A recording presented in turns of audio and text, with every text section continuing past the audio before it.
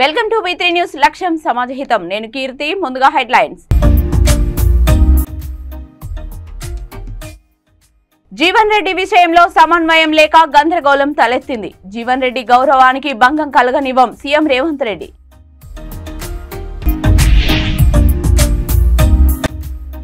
SFI ఆధ్వర్యంలో central university VP దిష్టిబొమ్మ దగ్ధం suspension ఎత్తివేయకపోతే దేశవ్యాప్తంగా ఆందోళన చేపడతాం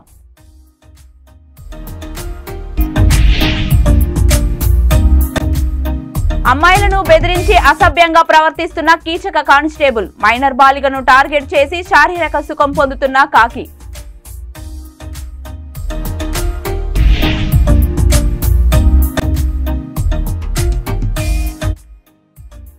రంగారెడ్డి జిల్లా అత్తాపూర్లో దారుణం హసన్ నగర్ లో కోడలిని చంపిన అత్త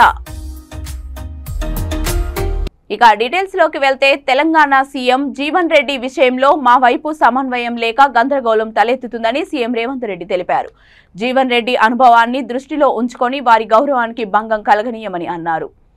పార్టీ కార్యకర్తల మనోభావాలు దెబ్బతినకుండా చూసుకుంటామని మా ప్రభుత్వం అమలు చేస్తున్న రైతు రుణమాఫీ 6 గ్యారంటీలను చూసి జగిత్యాల ఎమ్మెల్యే సంజయ్ కుమార్ పార్టీలో చేరాడన్నారు శ్రీధర్ బాబు జీవన్ రెడ్డి మనస్తాపానికి గురయ్యారు కార్యకర్తల మనోభావాలు గాయపడ్డాయన్న భావన నేపథ్యంలో జీవన్ రెడ్డి సీఎం రేవంత్ రెడ్డితో సమావేశం అయ్యారని వెల్లడించారు చిన్న చిన్న అభిప్రాయ భేదాలున్న పార్టీ బలోపేతం కోసం పనిచేస్తామని ఈ సందర్భంగా సీఎం రేవంత్ రెడ్డి తెలిపారు 2-3 రోజుల నుంచి తెలంగాణ రాష్ట్రంలో కాంగ్రెస్ పార్టీలో ప్రభుత్వంలో జరుగుతున్న పరిణామాలు వివిధ అంశాల ప్రాతిపదికన మీడియాలలో వార్తలు రావడం జరుగుతున్నది జగిత్యాలకు సంబంధించిన డాక్టర్ సంజయ్ శాసనసభ్యుడిని ఈ ప్రభుత్వం రైతులకు చేస్తున్న రుణమాఫీ ఈ ప్రభుత్వం అమలు చేస్తున్న 6 గ్యారెంటీల విషయంలో జగిత్యాల నియోజకవర్గ అభివృద్ధి కోసం వారు ప్రభుత్వానికి సహకరించి నడవాలని నిర్ణయించుకున్నారు ఆ నిర్ణయాలలో భాగంగా 40 సంవత్సరాల నుంచి జగిత్యాల శాసనసభ నియోజకవర్గమే కాదు కరీంనగర్ జిల్లా ఆనాడు ఉమ్మడి ఆంధ్రప్రదేశ్లో కాంగ్రెస్ పార్టీ కార్యకర్తలకు అండగా నిలబడి ఎప్పటికప్పుడు ప్రజా సమస్యలను లేవనెత్తి ప్రజల పక్షాన నిలబడి కొట్లాడిన పెద్దలు జీవన్ రెడ్డి గారు జగిత్యాల శాసనసభ నియోజకవర్గంలో ఉన్న ప్రజలు కాంగ్రెస్ పార్టీ కార్యకర్తలకు వారు అండగా ఉంటూ వచ్చారు ఈ జరిగిన పరిణామాలు కొంతవారు మనస్తాపానికి గురి అవ్వడం మా వైపు నుంచి కూడా సంపూర్ణంగా సమన్వయం చేయడంలో పీసీసీ తరఫున కూడా తీసుకోవాల్సిన ముందస్తు జాగ్రత్తలు తీసుకోకపోవడం వల్ల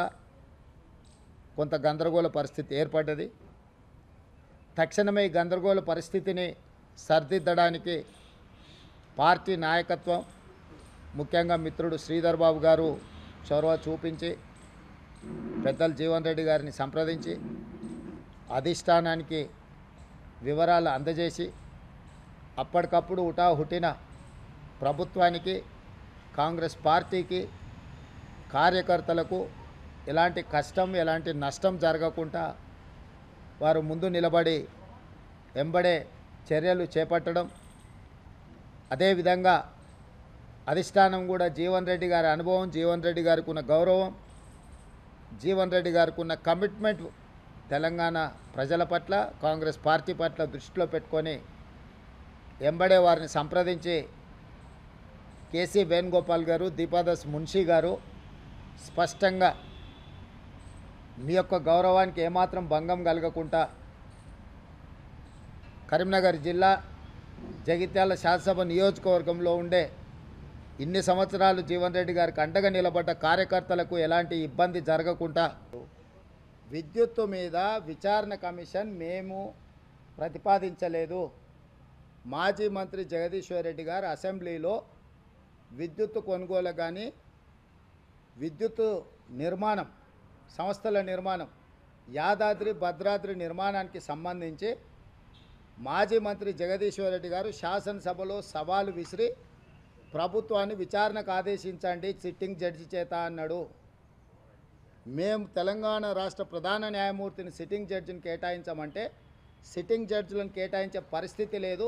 రిటైర్డ్ జడ్జిలతో మీరు వేసుకోవచ్చు అని అనుమతి ఇచ్చారు. రిటైర్డ్ జడ్జిలతో మేము ఇచ్చినాము.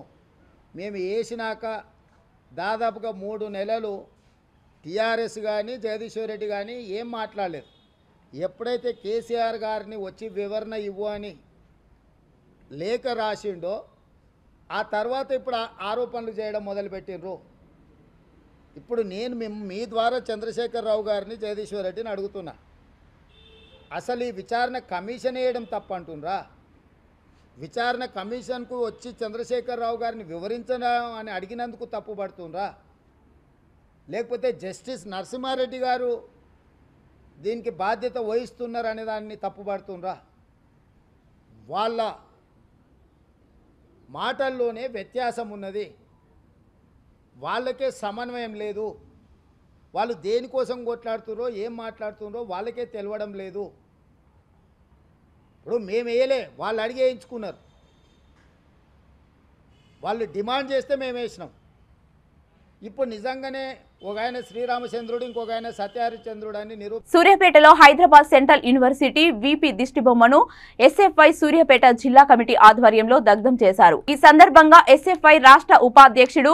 ధనియాకుల శ్రీకాంత్ వర్మ మాట్లాడుతూ హైదరాబాద్ సెంట్రల్ యూనివర్సిటీలో సమస్యలపై ప్రశ్నించిన ఎస్ఎఫ్ఐ యూనిట్ కార్యదర్శితో పాటు 4 ఎస్ఎఫ్ఐ నాయకులను సస్పెండ్ చేసి మరో 5 మంది యూనివర్సిటీ విద్యార్థులకు 10,000 ఫైన్ వేయడం సరికాదన్నారు. తక్షణమే విద్యార్థులపై సస్పెన్షన్ ఎత్తివేయాలని అన్నారు. సస్పెన్షన్ ఎత్తివేయకపోతే దేశవ్యాప్తంగా ఆందోళన కార్యక్రమాలు చేపడతామని హెచ్చరించారు. ఈ కార్యక్రమంలో ఎస్ఎఫ్ఐ జిల్లా కార్యదర్శి బానోత్ వినోద్ కుమార్, గిరిజన శక్తి జిల్లా అధ్యక్షుడు ధీరావత్ వెంకటేష్ నాయక్, ఎస్ఎఫ్ఐ జిల్లా నాయకులు వినయ్,